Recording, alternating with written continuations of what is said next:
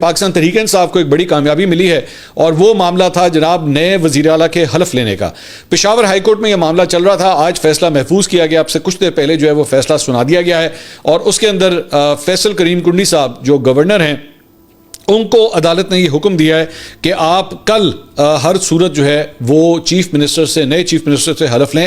گنڈاپور صاحب جو ہے وہ already floor of the house announce کر چکے ہیں کہ انہوں نے اپنے عہدے سے استعفیٰ دے دیا ہے. تو اب نئے چیف ایگزیکٹو کا انتخاب آلریڈی ہو چکا ہے. تو اب آپ کل جو ہے اگر آپ نہیں لیتے تو پھر اسپیکر جو ہے وہ ان سے حلف لے. اب اسی دوران جب یہ ایکچولی سب کچھ ہو رہا تھا, پشاور ہائی کورٹ سے یہ فیصلہ اناؤنس ہوا, تو اسی وقت کراچی کے اندر ایک تقریب جاری تھی پاکستان پیپلز پارٹی کی, جس میں بلاول بھٹو زرداری وہاں پہ موجود تھے اور فیصل کریم کنڈی بھی کراؤڈ میں بیٹھے ہوئے تھے اور چیف منسٹر سندھ مراد علی شاہ وہ بھی کراؤڈ میں بیٹھے ہوئے تھے.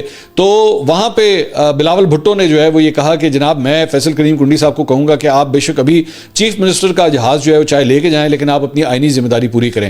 اب مجھے سمجھ نہیں آ رہی تھی کہ مطلب میں تو خود یہ بات کہہ رہا تھا کہ پچھلے 2-3 دن میں آپ نے جو بھی یہ سارا فس کریٹ کیا اس کی ضرورت نہیں تھی. میرے خیال میں it was quite embarrassing for Pakistan Peoples Party کے اس معاملے کو ایویں بلا وجہ لنگر آن کیا گیا. علی امین گنڈاپور پبلکلی اناؤنس کر چکے ہوئے تھے کہ وہ استعفیٰ دے چکے ہیں. وہ انہوں نے باقاعدہ طور پہ اپنے استعفیٰ لکھا بھی, اس کو ریسیو بھی کروایا, بعد میں اس کے بعد ایک اور استعفیٰ لکھا, لیکن بلا وجہ کے جسے کہتے ہیں نا نون میخ نکالنا اس میں سے کہ نہیں انج نہیں ہے, اس میں یہ نہیں لکھا. وہ اکثر جس طرح ہمارے سرکاری دفاتر میں ہوتا ہے نا پا جانا ایتھے اے والا سگنیچر نہیں لگا, اے والا سائن کروا کے لے کے آؤ. تو یہ بالکل وہی والی حرکت جو ہے وہ گنڈاپور صاحب کے ساتھ کی جا رہی تھی. الٹیمیٹلی کیا ہوا, پشاور ہائی کورٹ نے ان کے حق پہ فیصلہ دے دیا اور یہ پوری ایکسرسائز جو 2-3 دن کی چل رہی تھی, میں تو کئی تجزیہ کاروں کی گفتگو سن رہا تھا جس میں انہوں نے کہا تھا بس اے ہون کچھ ہو جانا ہے, اے اینج کچھ ہو جانا ہے, ابھی آپ دیکھنے یہ ہو جائے گا. کچھ بھی نہیں ہوا, نتھنگ ایٹ آل.